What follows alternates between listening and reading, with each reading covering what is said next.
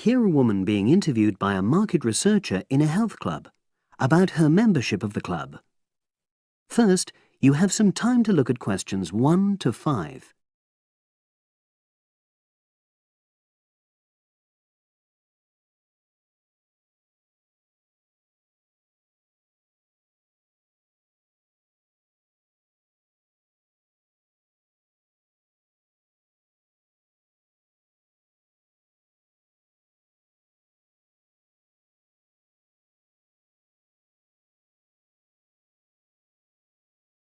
You should answer the questions as you listen, because you will not hear the recording a second time.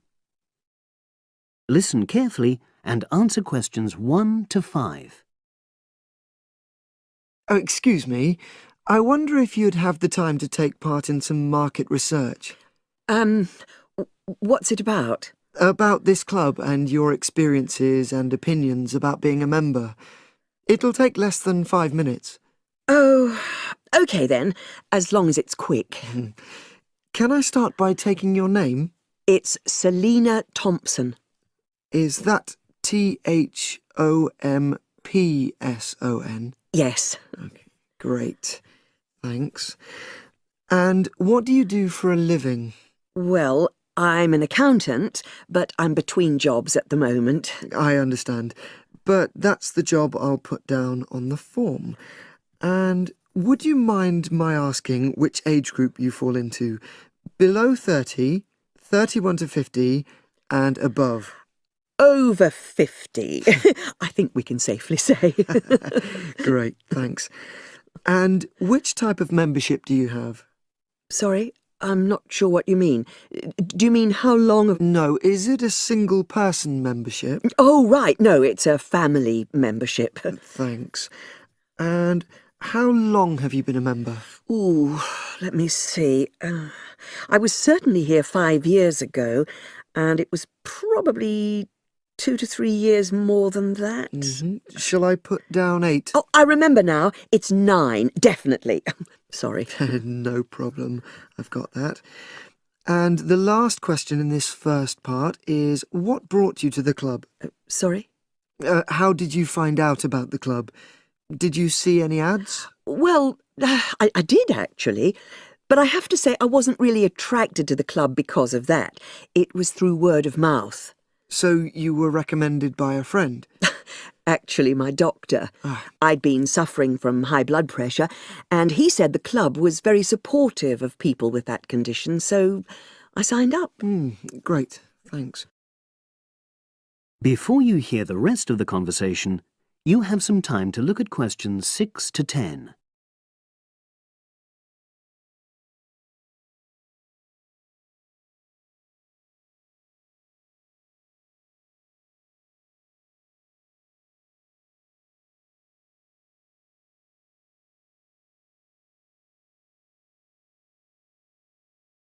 Now listen and answer questions 6 to 10.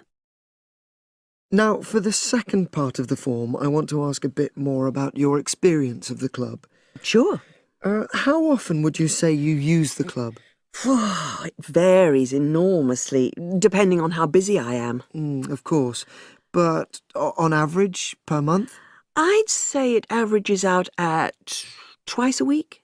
OK, so 8 on average. Yeah, and 4 of those are aqua aerobics classes. That leads me to the next question. Would you say the swimming pool is the facility you make most use of? Fair to say that, yep. Right, thanks. And are there any facilities you don't use? One area I realise I've never used is the tennis courts. And there's one simple reason for that. You don't play tennis? Actually, I'm not bad at it. Oh. It's that I'm not happy having to pay extra for that privilege. Oh, right. I've made a note of that. Thanks. Now, in the last section, are there any suggestions or recommendations you have for improvements to the club? Only about health and fitness? Anything at all? Well, I'd like to see more social events. Oh, It isn't just a question of getting together for games or classes, but other things, you know. yes, sure. And another thing that I was thinking, when I had my yoga class in the gym last night, we were all sweltering in the heat, was that I think they should put in, well, you know... Air conditioning. That's exactly what I mean. The rooms are really light and well designed, but they do need proper installations. Sure. Well, I've made a note of that. Good. So, is there anything else you'd like to suggest? About quality of service, for example? Oh, everyone's very nice here. They couldn't be more friendly and helpful. Oh, but I tell you what, it's a shame the restaurant isn't open in the evening on Saturday, and Sunday as well, for that matter. Oh. So, the club should... Open it later on those days. OK. Well, thank you very much. That's all the questions I have. That is the end of part 1. You now have half a minute to check your answers.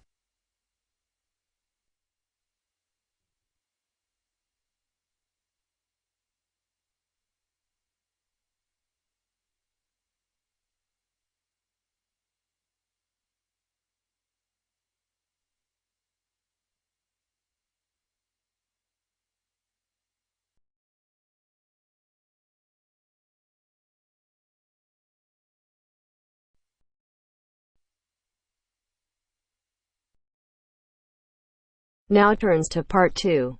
Part 2. Listen to the whole survey in the correct order and answer the questions. First, look at questions 11 to 14.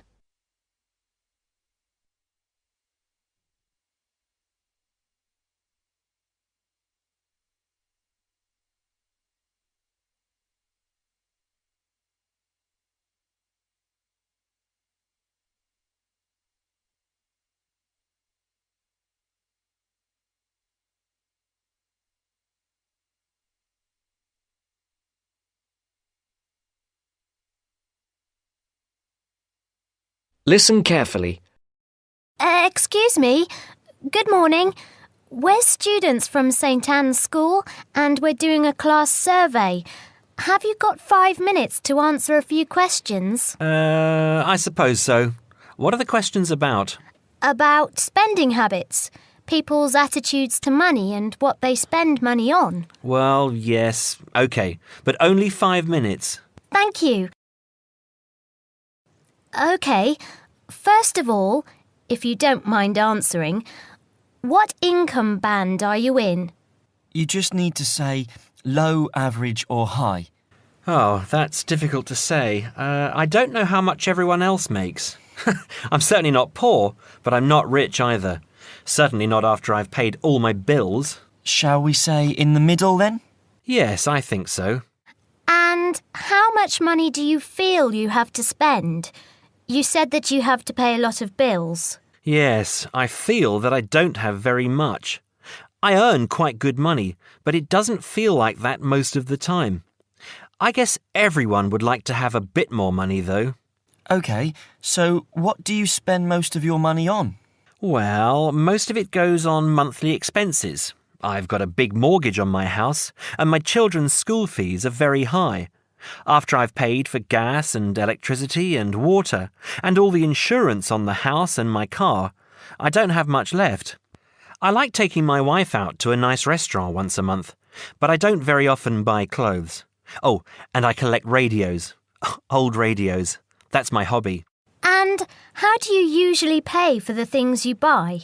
I use my debit card for most things these days. I have 2 credit cards, but I don't like using them. I prefer to pay for things immediately. Otherwise, I feel I'm getting into debt. I pay my bills online or over the telephone. I usually have between £10 and £20 in cash with me to pay for emergencies, taxi fares and that kind of thing. Before the broadcast continues, look at questions 15 to 20.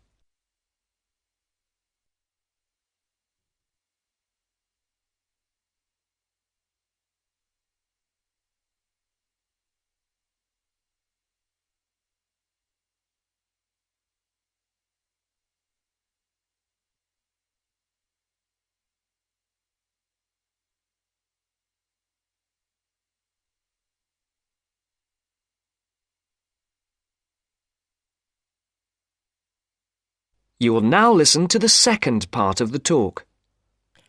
What do you think is good value for money? Not very much, to tell you the truth. Everything seems to cost more than it should these days. I think my telephone and internet broadband package is good value for money, though. That's my telephone line, any number of national calls and unlimited internet use for only £22 a month. I think at least one member of my family is online for an hour or more every day. I think £22 is a very good deal. And what do you think is a waste of money? Personally, I don't understand why anyone buys a new car. They are so expensive, and as soon as you drive them out of the showroom, they're worth £3,000 less. Perhaps I'm just saying it because I can't afford a new car myself, but to me, it seems so much more sensible to buy a good second-hand car for half the money. Do you ever buy anything you can't afford? Yes, I collect radios, old radios. I have 9 now, and they're quite expensive. I paid £350 for a 1950s radio last month. I didn't have much money for the rest of the month after that. My wife thinks I'm crazy, but it's important to treat yourself occasionally, don't you think? My wife buys nice perfume and lots of clothes, and I have my radios. OK, so finally, would you say that you're a spender or a saver? Well, as I said, I don't really have much to save, but I guess I'm a saver rather than a spender. It's good to enjoy money if you have it, but you must save for a rainy day. You never know what will happen in the future. Thank you very much for talking to us. Have a nice day now. That is the end of part 2. You now have half a minute to check your answers.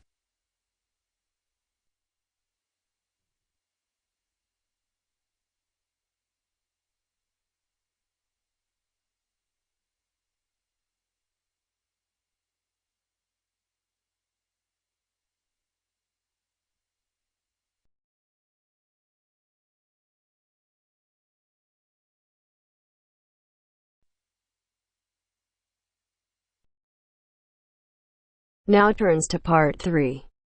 Part 3. You will hear 2 students talking about a class assignment about wild bird rescue and rehabilitation. First, you have some time to look at questions 21 to 25.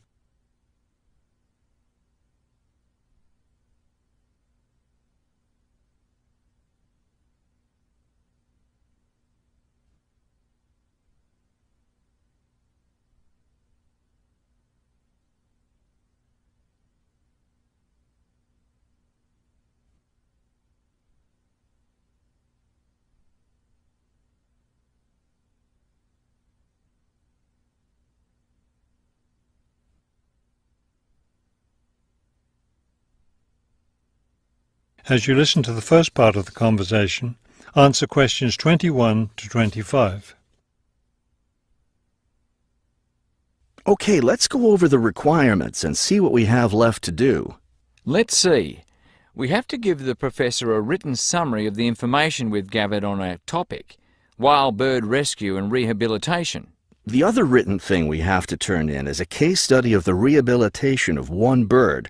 We have the information on that already. Right. All we have to do is write it up. What about charts and graphs? Do we need to include something like that? I don't think so.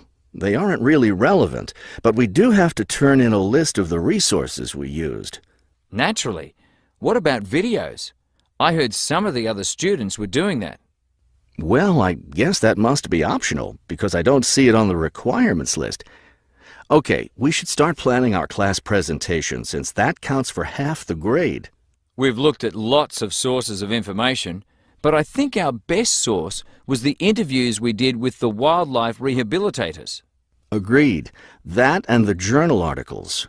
I think we have enough information from those 2 sources for the presentation anyhow. The books we looked at weren't all that helpful. I wonder if we should try to bring in some live birds for the presentation. That would be too difficult, don't you think? But we have lots of photos of rehabilitated birds. We can show those.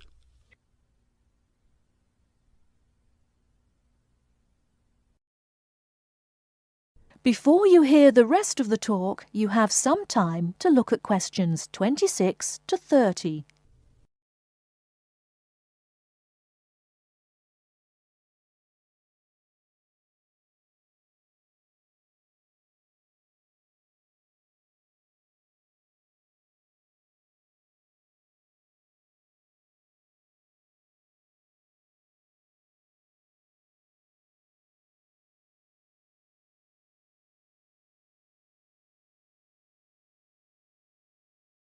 Now listen and answer questions 26 to 30.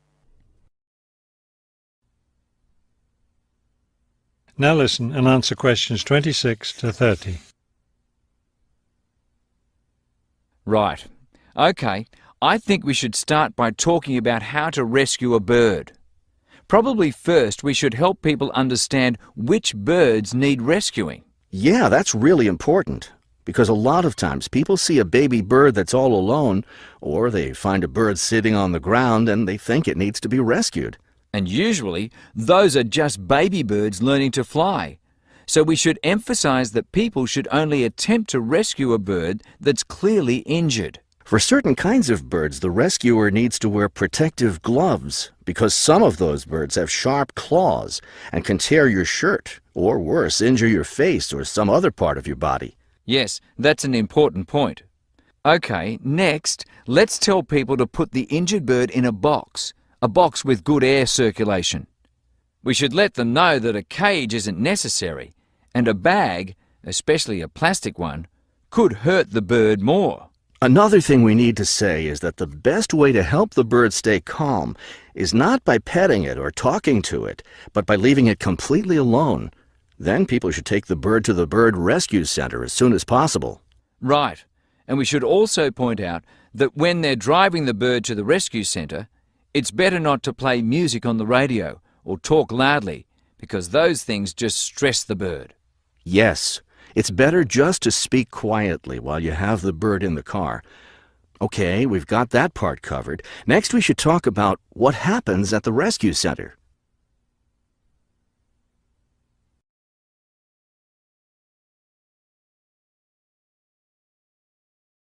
That is the end of part 3. You now have half a minute to check your answers.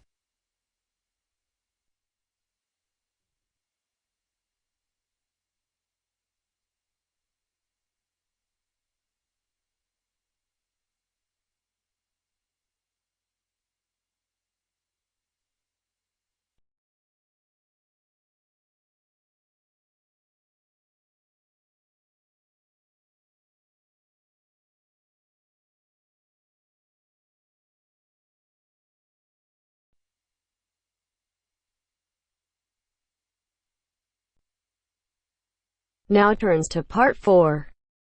Part 4. First, you have some time to look at questions 31 to 40.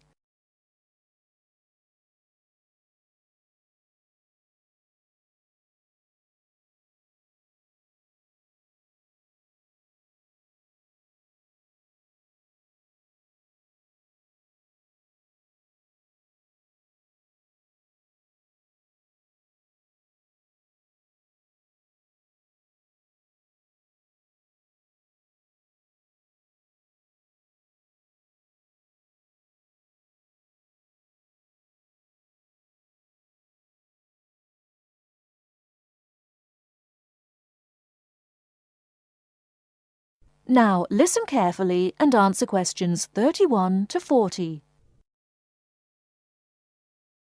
In today's lecture on international trade, I'm going to look at the issue of protectionism. I'll start off with a definition of protectionism and then go on to look at the methods countries have used to protect their economy. Following this, I'll look at the advantages and disadvantages of protectionism when compared to free and open trade. So let's define protectionism. Protectionism, at its simplest, is the opposite of free trade. It is the practice of protecting domestic industries from foreign competition by using import duties or quotas. Options available to protect the economy are tariffs, embargoes, subsidies and quotas, Let's examine these in turn with some examples. Tariffs are one form of protectionism. It is a tax which is applied to imported goods, but not to home-produced goods. The idea is to make the imported goods more expensive than the home-produced ones, so that consumers buy home-produced items. An ongoing example of protectionism via tariff is between Britain and the USA. Britain buys most of its bananas from Commonwealth countries, largely in the Caribbean. However, the USA owns banana plantations in South America. In 1999, Britain refused to buy bananas from South America, so the US government put tariffs on some British-produced goods. The most famous example was a tariff of 100% import tax on wool products from Scotland brought into the United States. The next method of protectionism is embargoes. An embargo is a complete ban on the import of certain goods. For example, following the Cuban Revolution in the 1950s, the USA banned the import of Cuban cigars. Unfortunately, Cuban cigars are the finest in the world, and there is consequently a thriving black market in Cuban cigars in the USA. As we can see in the example, embargoes can lead to a black market, or unofficial economy, if people want the goods badly enough. Subsidies are a way governments support industries at home with money or tax breaks in order to allow them to compete better with foreign companies. In 1994, the French government provided its national airline with a £2 billion subsidy in order to help it compete with low-cost airlines. However, subsidies can have the effect of making home producers uncompetitive and inefficient. Finally, let's look at quotas. A quota system allows a certain quantity of goods to be imported from other countries. The European Union has had quotas on textiles and clothing for decades to protect its textile industries from developing countries, especially India and China. Understandably, developing countries say that this is unfair and against the principles of free trade. Let's move on now to the arguments for and against protectionism. For trade to flourish between countries, the benefits from trade need to be equally balanced.